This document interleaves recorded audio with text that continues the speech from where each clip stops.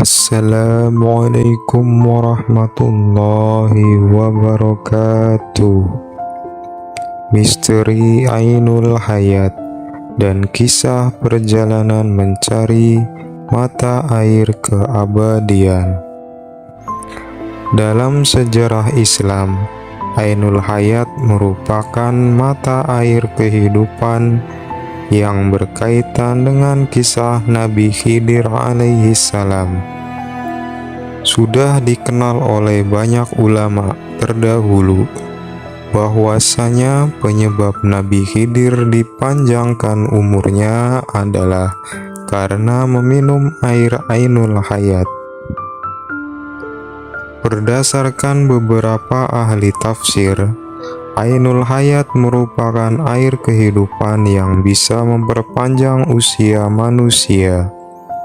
Siapapun yang minum airnya diyakini akan memiliki kehidupan abadi selama di dunia hingga hari kiamat. Namun keberadaan Ainul Hayat sendiri masih menjadi misteri hingga saat ini. Beberapa sumber menyebutkan tidak ada satupun yang mengetahui di mana letak persisnya Ainul Hayat kecuali Nabi Khidir sendiri. Kisah Nabi Khidir yang bisa berumur panjang karena meminum air Ainul Hayat bersumber dari sebuah riwayat Ats-Salabi yang didasarkan pada Imam Ali radhiyallahu anhu dalam kitab Badai Az-Zuhur. Pada riwayat tersebut dikisahkan tentang keagungan Raja Iskandar Zulkarnain. Zulkarnain merupakan raja agung yang mampu menaklukkan dunia timur dan barat. Meskipun kekuasaannya luas, tidak lantas menjadikannya sombong dan semena-mena. Justru sebaliknya, Zulkarnain menjadi salah satu raja yang beriman dan bertakwa kepada Allah Subhanahu wa Ta'ala. Suatu ketika di sekitar tahun 322 sebelum Masehi, Zulkarnain berjalan di atas bumi menuju ke tepi belahan bumi yang lain. Sebutan ini dikenal sebelum ada istilah Timur dan Barat. Dalam perjalanan tersebut, Allah mengutus malaikat Rafail untuk mendampingi Zulkarnain. Di tengah perjalanan, Zulkarnain berkata kepada malaikat Rafail, "Wahai malaikat Rafail, ceritakanlah kepadaku tentang ibadah para malaikat di langit."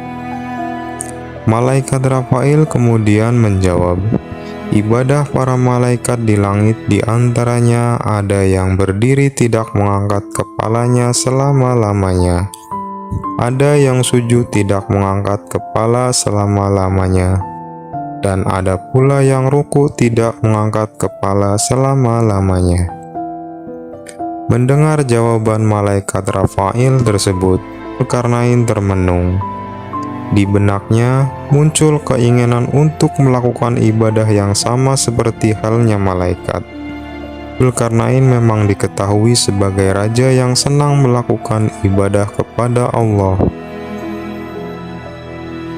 Di tengah ketermenungannya, malaikat Rafail kemudian berkata, "Sesungguhnya Allah telah menciptakan sumber air di bumi, namanya Ainul Hayat, sumber air kehidupan.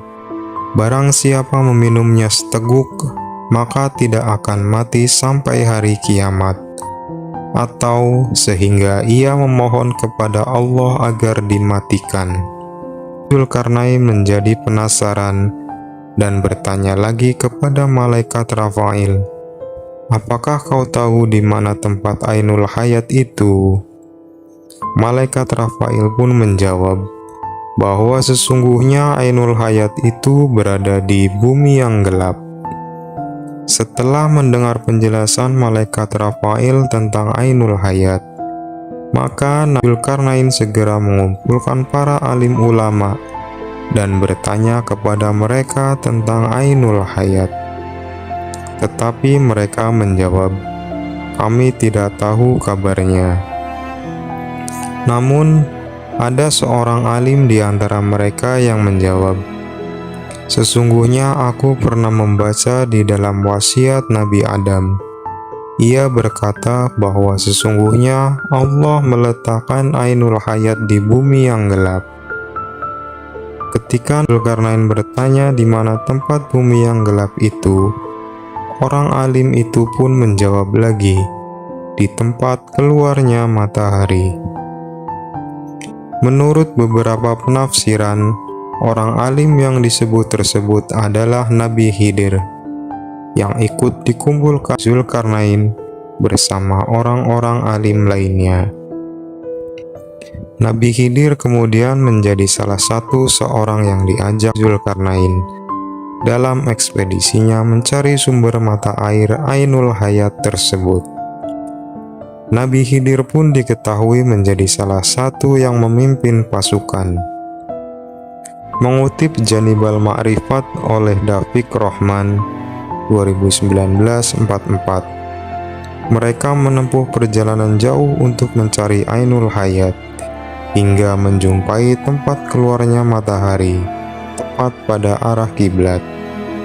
Mereka diketahui melakukan perjalanan selama 12 tahun. Begitu sampai di tepi bumi yang gelap itu, dikisahkan gelapnya seperti asap, bukan seperti gelapnya waktu malam. Kemudian Dzulkarnain masuk ke tempat tersebut dengan didampingi oleh Nabi Khidir. Saat mereka berjalan, Allah memberikan wahyu kepada Nabi Khidir. Sesungguhnya Ainul Hayat itu berada di sebelah kanan jurang, dan Ainul Hayat itu aku khususkan untuk kamu. Setelah mendapatkan wahyu tersebut, kemudian Nabi Khidir berjalan menuju ke sebelah kanan jurang, dan didapati olehnya Ainul Hayat yang dicarinya itu. Nabi Khidir lantas melepas pakaiannya dan menuju Ainul Hayat tersebut untuk mandi dan meminum airnya. Setelah mandi dan minum air Ainul Hayat, ia pun menemui Dzulkarnain yang tidak pernah tahu kejadian tersebut. Sementara Dzulkarnain dikisahkan berkeliling selama 40 hari di tempat yang gelap gulita itu, tanpa berhasil menemukan letak Ainul Hayat.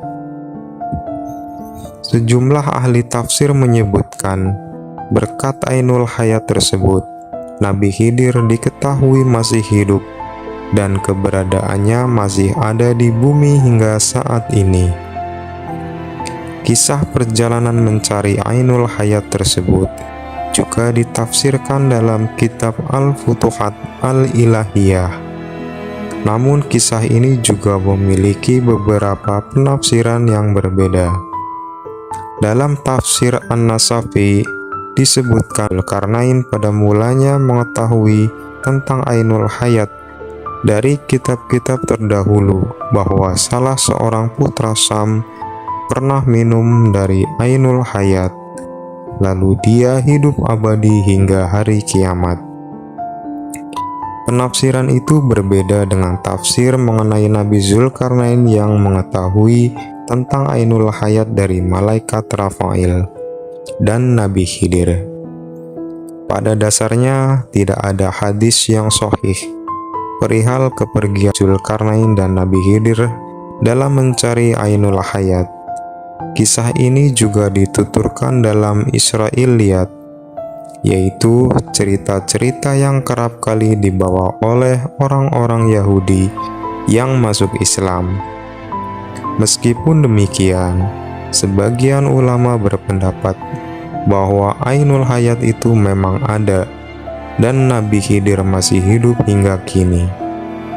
Di antara ulama-ulama tersebut yang mempercayai tentang ini yaitu As-Suyuti dalam kitab Qasas bin Al-Munabbih, dalam Al-Mubtada Imam An-Nawawi, dan lainnya.